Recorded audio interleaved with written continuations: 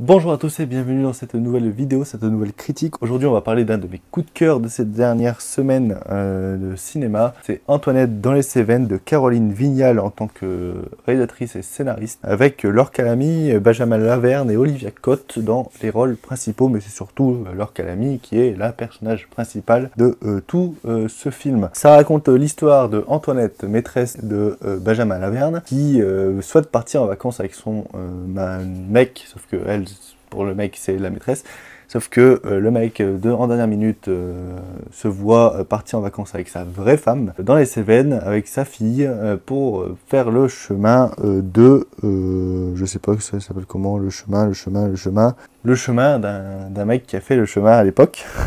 Sauf que c'est un chemin qu'on tu dois faire accompagné d'un âne. Antoinette décide donc d'aller sans l'accord de son mec les rejoindre. Sauf que elle va arriver un jour à l'avance, commencer le chemin un jour à l'avance. Donc du coup elle va pratiquement jamais le croiser. Elle va se retrouver seule dans ce chemin, dans ces champs, dans ces montagnes, accompagnée d'un âne Patrick, auquel au fur et à mesure de ce voyage va finir par tomber en amitié avec cet âne Patrick qui va la supporter ses crises, etc. durant tout le temps du trajet. Voilà, je sais pas si j'ai bien résumé le film, mais en tout cas, j'espère que ça vous aura donné envie. Elle est où ta femme? J'ai aucune idée. Antoinette, je suis pas là la semaine prochaine. On part tous les trois dans les Cévennes. Tous les trois? Non, pas toi, nous trois avec Alice. Non, Antoinette dans les Cévennes, c'est vrai que c'est un film qui, de par l'affiche, de par la bande-annonce, ne tentait pas trop. C'est vrai qu'on sentait le film un peu arty, français, Festival de Cannes, etc. et le film assez classique. Là où le film brille dès ses premières scènes, c'est au personnage de Laure Calamy qui s'avère être un personnage libre, un personnage avec beaucoup de tendresse, beaucoup de background, comme le dirait DJ Snake. J'ai une histoire.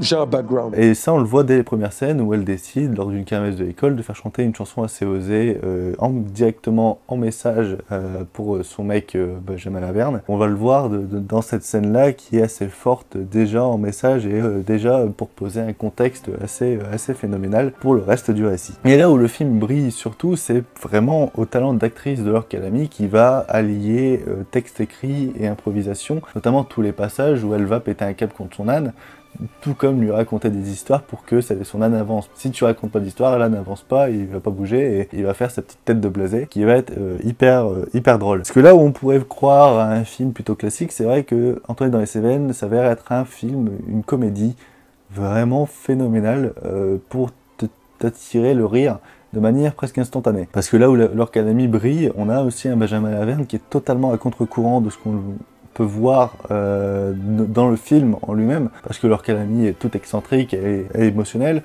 La femme de Benjamin Laverne, Olivia Cott, elle, pareil, est très excentrique, avec beaucoup d'émotions, alors que là, Benjamin Laverne va avoir presque la seule émotion, c'est-à-dire la gêne, et on aura quelques petits moments de malaise avec lui notamment, qui vont se transformer vite en moments de comédie, en rire, parce que Laure Calamy a toujours le sens du rythme, notamment pour les vannes, les répliques, les clashs.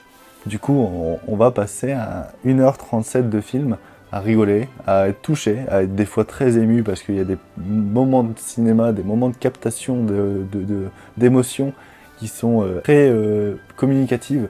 Il y a tout un moment où la femme de Benjamin Laverne va se rendre compte que il y a une maîtresse et ce moment-là qui peut être au départ de la comédie va se transformer en moment vraiment très dramatique. Et tout ça avec beaucoup de facilité. C'est vrai que je tiens à féliciter Caroline Vignal qui a réussi à vraiment rajouter du cinéma dans ce moment qui aurait pu être un moment de cinéma très classique comme on en voit chaque semaine. Là on a vraiment un sens du rythme, un sens de la comédie, un sens de thématiques qui sont portées pendant tout le film.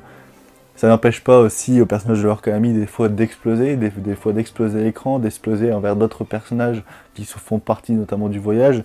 On a un Marc Fraise dans le film qui est absolument à mourir de rire dans les deux scènes où on le voit. Marc Fraise toujours aussi lunaire. Il joue son personnage de Marc Fraise et à chaque fois ça me fait tellement plaisir de le voir. La dernière fois que je l'ai vu au cinéma c'était pour le film Au Poste de Quentin Dupieux et pareil il était excellent. Avec c'est pour ça. 1 heure que je suis dessus, c'est pour ça. Je suis enceinte en fait, c'est pour ça. C'est pour ça que je préfère terminer. C'est parce que je suis fatigué, c'est pour ça. C'est confidentiel, chef, c'est pour ça. Je travaille là-bas aussi, c'est pour ça. C'est pour ça que c'est confidentiel, c'est pour ça. C'est marrant parce qu'effectivement, vous dites souvent c'est pour ça. Ça ne veut plus rien dire, hein? C'est pour ça, c'est pour ça, c'est pour ça. C'est mon père, c'est pour ça. C'est mon mari, c'est pour ça. Ah, ça doit être les sushis de ce midi, c'est pour ça. Je suis fatigué, c'est pour ça. C'est pour ça. Antoine Seven, c'est une quête identitaire, c'est un voyage initiatique qui est très passionnant, que ce soit à suivre tout comme à vivre. C'est une personne qui va justement promener avec une personne qui ne peut répondre, hormis à certains moments, c'est-à-dire un âne. Et on va la voir passer de diverses émotions, comme ça. Et on va suivre son récit, on va suivre ses envies, on va suivre ses malheurs, ses maladresses. Et c'est un film qui est très touchant. Et moi, Antoine dans les Cévennes, c'est un de mes coups de cœur de ces dernières semaines, de ces derniers mois. Je pense pas que ça va finir dans le top de fin d'année, mais en tout cas, ça va finir dans mon cœur, dans mes souvenirs. Et c'est assez émouvant de voir en plus ce film fonctionner au cinéma. Et si vous l'avez toujours pas vu, n'hésitez pas à aller le voir. Je pense qu'il va faire son petit train de route et que c'est un film qui, certes, va passer comme un moment d'errement au cinéma et qui va finir comme un souvenir assez remarquable. Bref, s'il est diffusé dans une salle très près de chez vous, n'hésitez pas à aller le voir. Antoine dans les Cévennes, comme je vous l'ai dit et surdit et encore redit, c'est un de mes coups de cœur du mois, du moment. Et c'est un film que je vous encourage à regarder. Vous risquez de passer un bon moment. C'est une bonne comédie qui est faite pour tous, c'est pas que pour les vieux, c'est pas que pour les adultes, c'est pour tous, il n'y a pas d'âge, c'est quelque chose de assez communicatif et les émotions sont intemporelles. Bref, c'était Louane, coupez Netflix pendant 2 mois, allez soutenir le cinéma parce que les exploitants ont besoin de vous. Allez voir des films, ciao tout le monde, peace.